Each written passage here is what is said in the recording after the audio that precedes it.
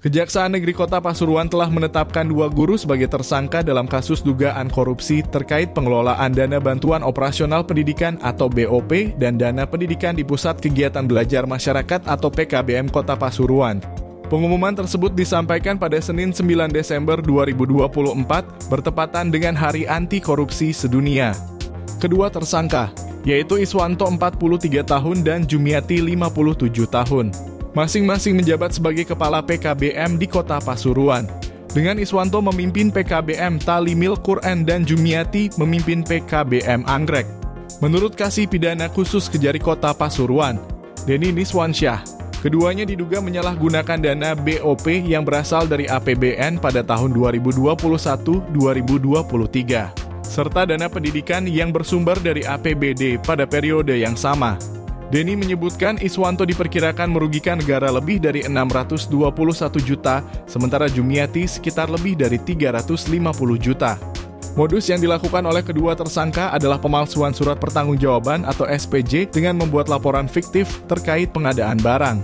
Beberapa barang yang seharusnya dibeli, seperti buku untuk siswa, ternyata tidak ada dan hanya diberikan dalam bentuk fotokopi. Selain itu, barang-barang seperti tong sampah yang disebutkan dalam laporan juga tidak pernah direalisasikan.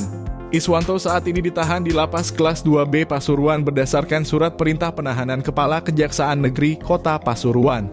Sebelum ditahan, Kejari memastikan kondisi kesehatan Iswanto dalam keadaan baik.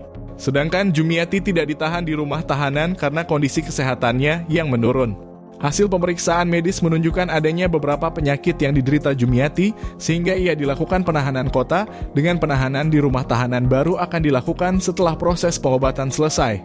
Tindakan ini menunjukkan betapa pentingnya pengawasan yang ketat terhadap penggunaan dana pendidikan agar tidak ada pihak yang memanfaatkan kesempatan untuk merugikan negara dan masyarakat. Kejaksaan berkomitmen untuk terus mendalami kasus ini dan menuntaskan proses hukum yang berlaku. Penahanan Iswanto di Lapas Kelas 2B Pasuruan menunjukkan bahwa pihak berwenang tidak main-main dalam menindak pelaku tindak pidana korupsi, meskipun Jumiati belum ditahan karena kondisi kesehatannya yang menurun.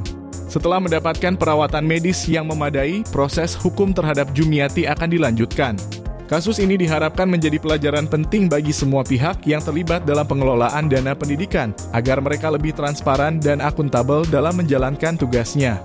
Kejaksaan Negeri Kota Pasuruan juga mengimbau masyarakat untuk terus meningkatkan partisipasi dalam mengawasi penggunaan dana publik, agar tidak ada lagi praktik korupsi yang merugikan pembangunan pendidikan di Kota Pasuruan dan daerah lainnya.